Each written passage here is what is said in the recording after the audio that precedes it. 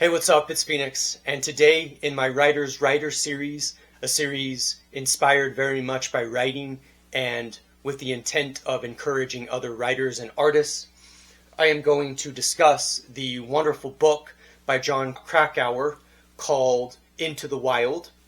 I'm really excited about this, so without further ado, let's dive right in.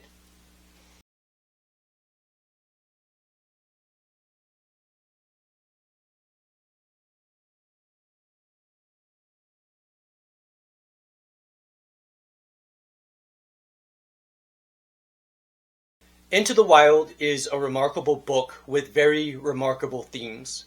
It is an interesting book because there are two themes that I would say is entrenched in the book.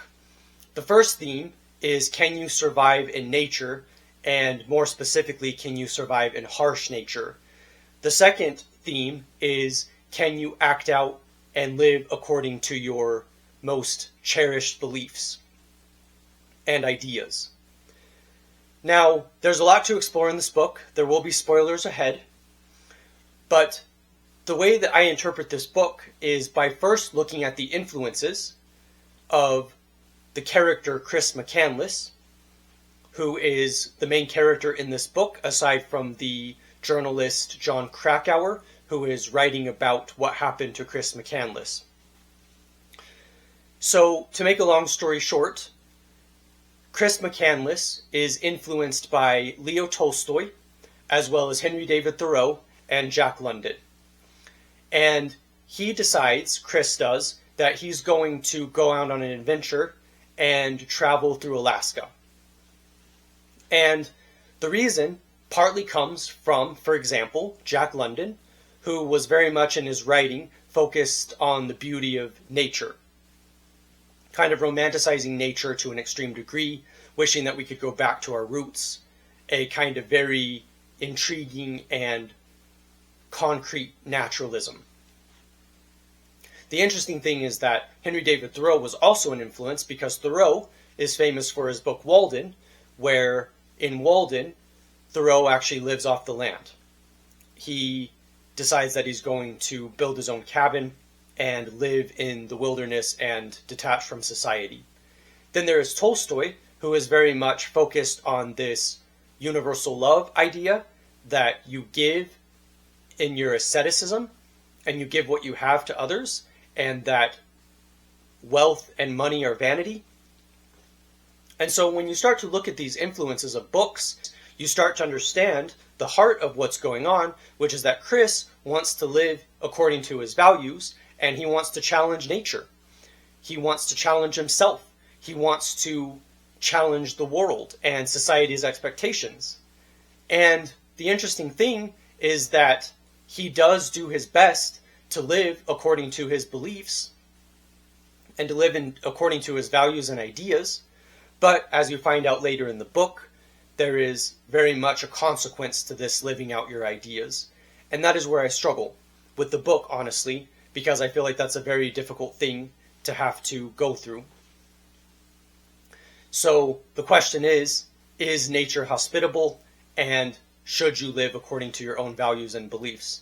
And I think this is a good place to start with understanding this book, with realizing what happens.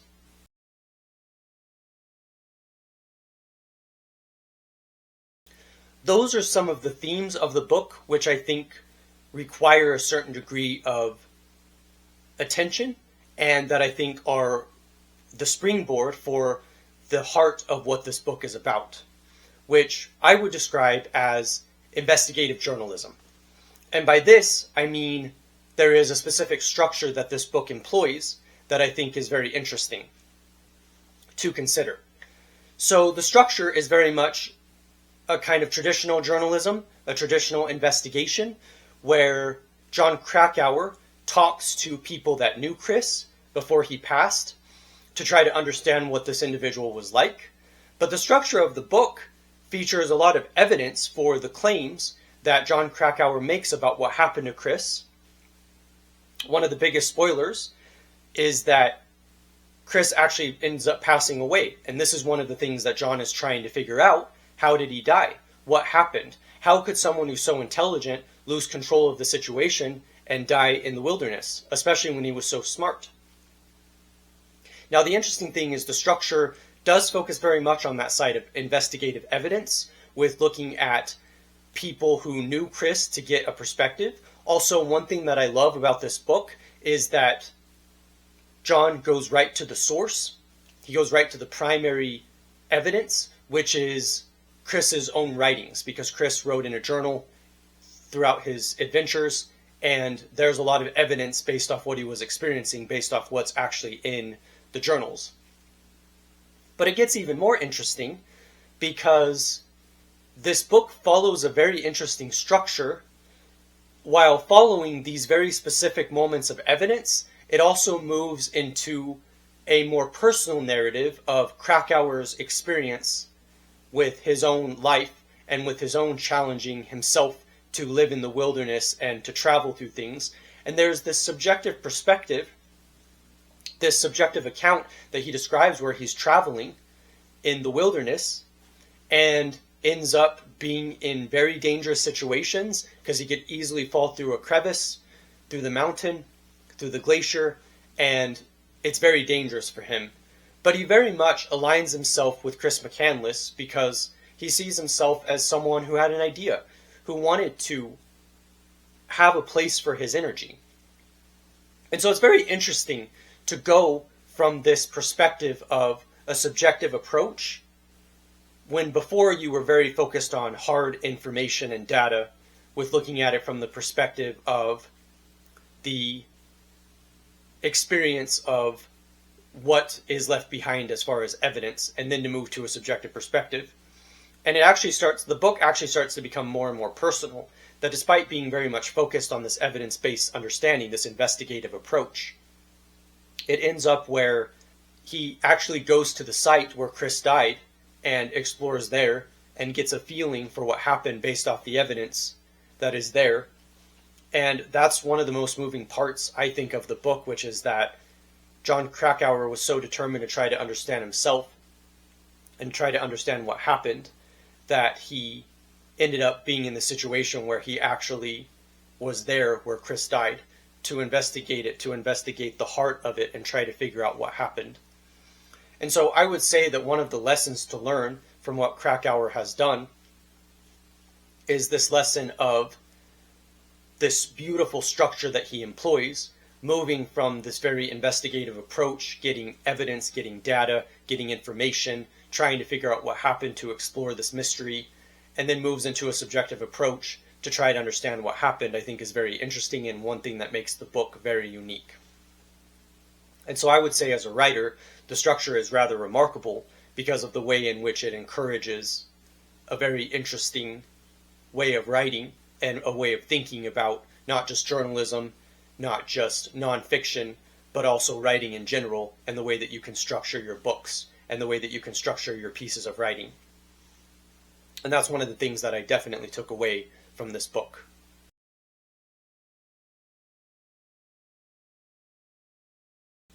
So what is the lesson of Into the Wild by Jon Krakauer?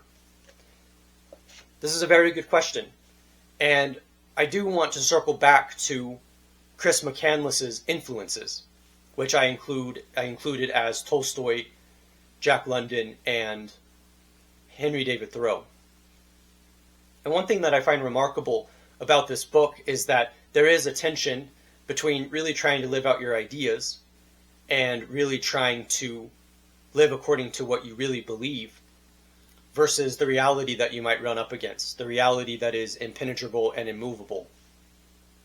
And the interesting thing is that even if Chris didn't succeed ultimately in his mission, it was very heartfelt. And I think that that's what matters. That's what makes this book special, is that it's not just what the book is investigating, it is also the emotions behind the writing. This book gripped me because of the emotions behind the writing, the emotions behind the characters, and the people such as Chris and Jon Krakauer. And I think that that's what's remarkable about it, is that you have this incredible emotion that carries you along as you read the text and as you investigate something that's tragic. And the reason why I want to tie that into this description of the book is because that is what is very heartfelt about the book.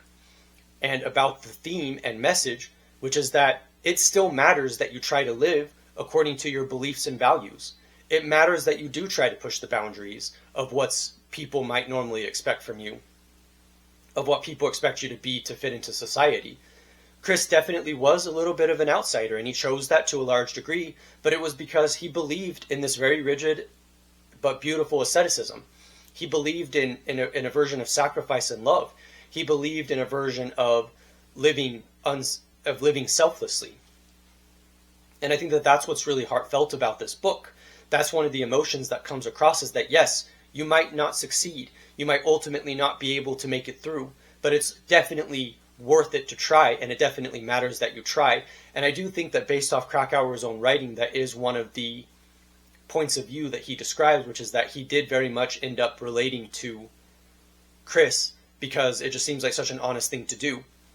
Now, one of the things that I think Krakauer did really well in this book is capture the criticisms of Chris's actions, and there were a lot of those. People thought that Chris was incompetent, they thought that he was unprepared, they thought that he was basically foolish and reckless and arrogant. One of the worst charges against him was that people just frankly thought that he was arrogant, to think that he could survive in nature like that, especially thinking that he could survive. And the reason why I bring that up is because I think that that was actually a very argumentative, rhetorical thing to do in this book, which is to point out the other sides of the argument to be able to understand what was going on.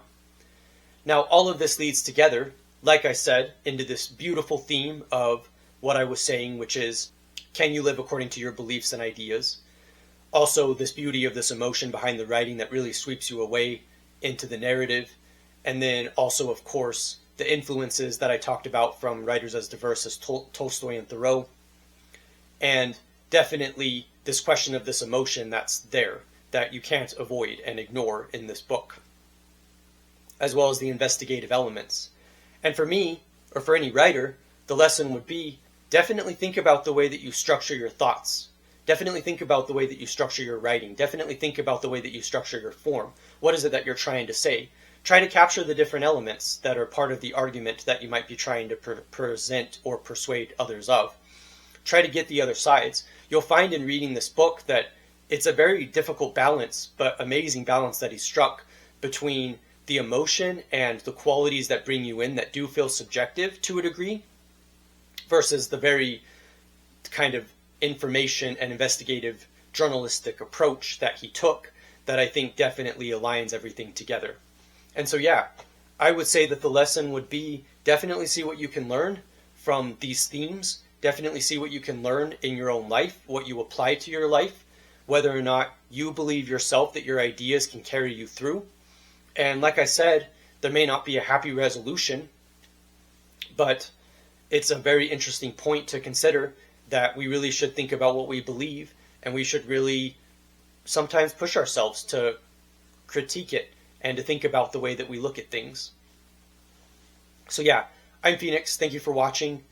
I hope that you found this helpful to your own creative endeavors. I hope you find this helpful in detailing what this book is about, to encourage you to pick it up and to check it out. And yeah, I encourage you with your art. I encourage you with your creativity. I encourage you with your life. And I think it's definitely wonderful.